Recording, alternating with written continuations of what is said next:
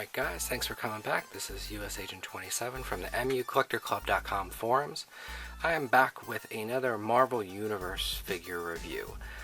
Today we're going to be taking a look at the Beta Ray Bill Thor that came out with one of the earlier waves this year.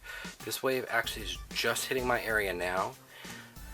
And I've had this figure for a little while.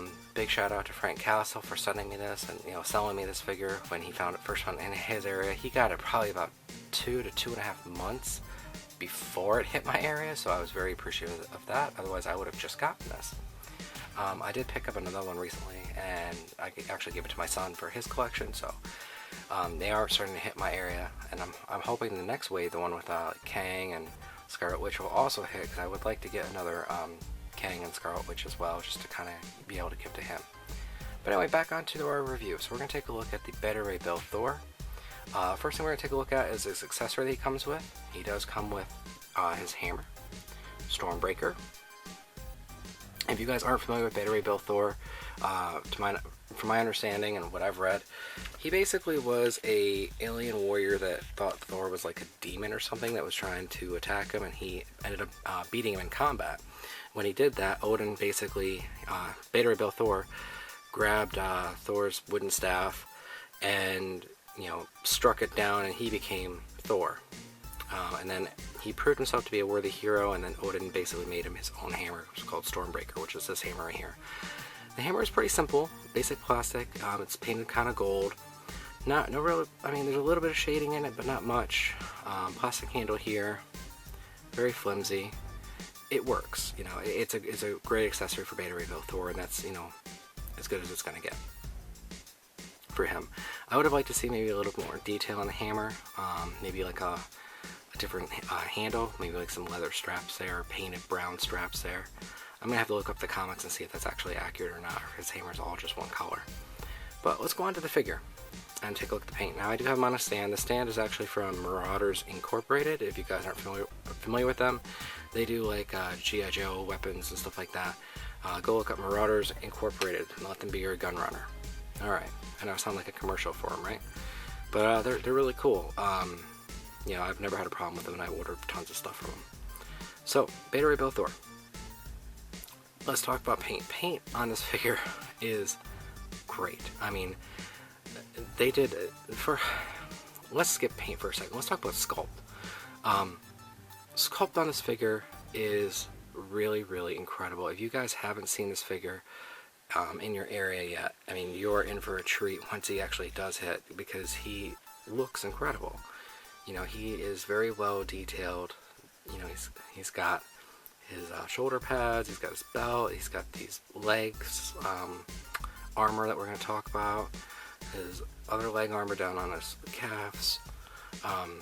His arms are nicely sculpted and detailed. His face is probably the best part. I mean, look at the face. The face, I just got it blurry. The face is incredible. Look at that. You can see the little hair there. It's great. The cape has some nice deep shading. My camera's going, there it goes. Some nice deep shading. His helmet's nicely painted. Alright, I'm going between paint and sculpt, because this figure really is, it's probably one of the best looking Marvel Universe figures that we've gotten in a long time. And at first I wasn't going to get him, and then I saw him and I was like, alright, I need to have him in my collection, And I like to get pretty much all of the Marvel Universe figures. I'm only missing a few. I think Firestar is one of the last harder to find ones I need. I have a Vision, I have a Blade, and I'll do reviews of those at some point. Alright, so back onto the figure. So the paint on him is perfect. I mean, this paint up here is like a shiny metallic blue, and he's got like a lighter metallic blue on his chest, a gold on his belt, a shiny metallic blue that matches up here, down here on his leg armor. This could have used some shading, but I mean, it works, His arms don't really have any shading in the muscle definition or anything like that, and the white is white. There's no shading or anything like that. Now, we talked about his hammer. His cape does come off, and I'm going to show you. It comes off just like that. It has like two little pegs right there that just peg into the back of his back, basically. So if you want to have him displayed without the cape, you can do that and just have him, you know, ready for battle. And he looks great. You know, this is one of my favorite figures of this wave. This wave was very, very strong. You know, I was very, very impressed with the wave. So let's talk about articulation. I have his cape off. His head goes side to side. It does not go up or down. And you're probably thinking, oh man, that kind of sucks. He has jaw articulation. So you can have him like screaming, and then he's got his tongue painted. I mean, they went all out with this. You know, he's got jaw articulation, and it works. You know, so I'm not so mad about his head just basically moving side to side. You know, in this case, it works. Torso, he's got the diaphragm, you know, that we're all used to seeing. He does have a waist swivel. That's something new that Hasbro's been doing. I like that. They should do that on all their figures. Waist swivels, you know, help with posing. You know, you can get them some really nice dynamic poses with that waist swivel. Without it, you know, it looks off like that. You know, and then it's not lined up. With the waist swivel though, see, that's much better. Alright. His arms are on ball joints at the top, so they go all the way up like that. And the cape doesn't really hinder that. He does have a bicep swivel, a single jointed elbow, goes up about that far. He has a wrist swivel, no wrist joint there, and no upper wrist joint there. And the other arm's the same way. This arm is actually molded in like a gripping position to hold the hammer. His legs are different. They're not like the normal Marvel Universe legs. And at first, it took me a little bit to kind of figure it out, because I'm like, wow, they look, you know, the armor looks cool. I figured that would probably hinder the articulation. What it does is it helps hide the articulation, which I really like. So his legs are like the old-fashioned Marvel Universe figures where you put them up, you know, and they can't really go back. They can go out a little bit. But he's got this piece of articulation right here where it spins like that. So you can get him in some really dynamic poses. You just have to kind of work with it to give him like a fighting pose or a flying pose. The other leg's the same exact way. When his knee bends, like this piece, this knee guard right there, it stays. So you just see the little piece of the joint there, and so it's help hiding the articulation. I like that. It looks natural. He doesn't have like a calf joint right there.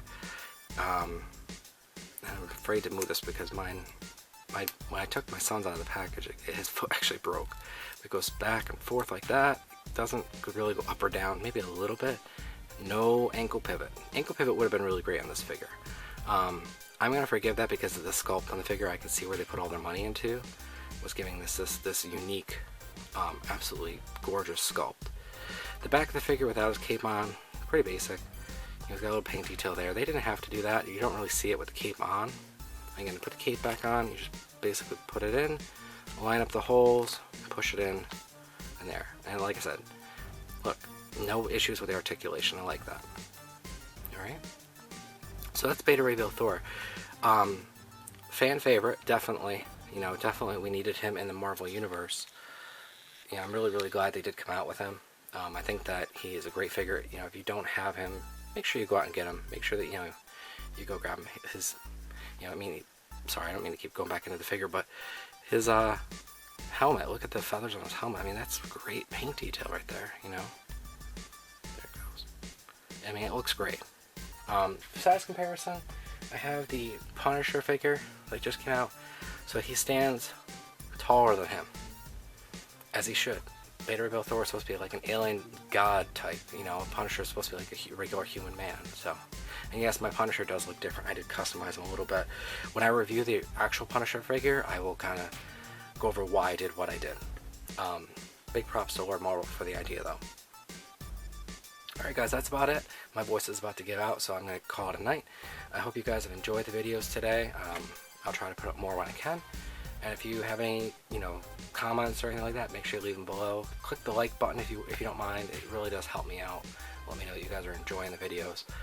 And if it's all possible, go ahead and subscribe. You know, I'm trying to put up as many videos as I possibly can. Alright guys, I really appreciate it. I hope you come back. Make sure you come out and visit us at www.mucollectorclub.com. Alright, thanks.